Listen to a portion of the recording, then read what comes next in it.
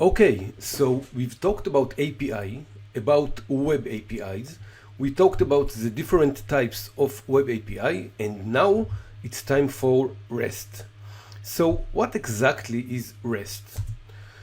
As mentioned earlier, REST is an acronym, stands for Representational State Transfer. Now, at this point, you probably scratch your head and ask yourself, what the, hell?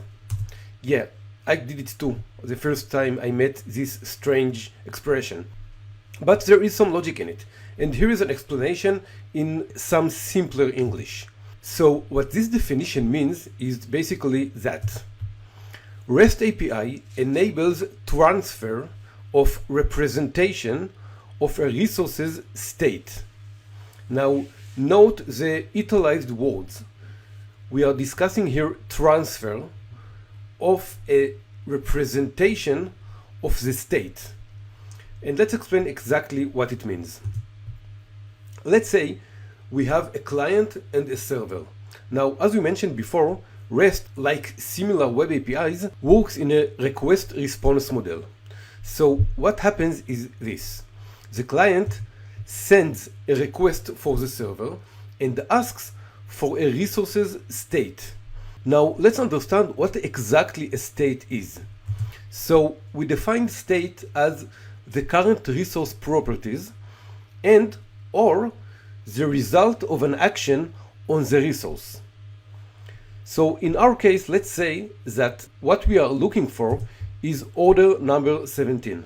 So we basically ask for the state of order number 17, which means we ask for the resource properties, the order properties, such as when it was made, who is the user, what are the items in the order, and so on. So this is the state of the order. What we get back from the server is a response containing the resource's state representation. So the server basically sends us the resource or the state of the resource in some kind of representation. So the response represents the state in some way, usually JSON, as we will see later. So in our example, this is what we get. We get a representation of order number 17. Now let's look at another example. Let's say that the client sends a request to delete a resource. Before we asked to see or to get the resource, now we asked to delete it. And what resource we want to delete? We want to delete again order number 17. The server this time responds with again the resource's state representation, which contains a status. And the status tells us that the resource has been actually deleted, just like we asked for. So these are the basic components of REST. We see here the resource, the state, and the transfer. The transfer is the transfer of the state representation between the client and the server. The state are the current properties or the current state of the resource, and the representation is the way the state is represented. Now, all this is quite theoretical.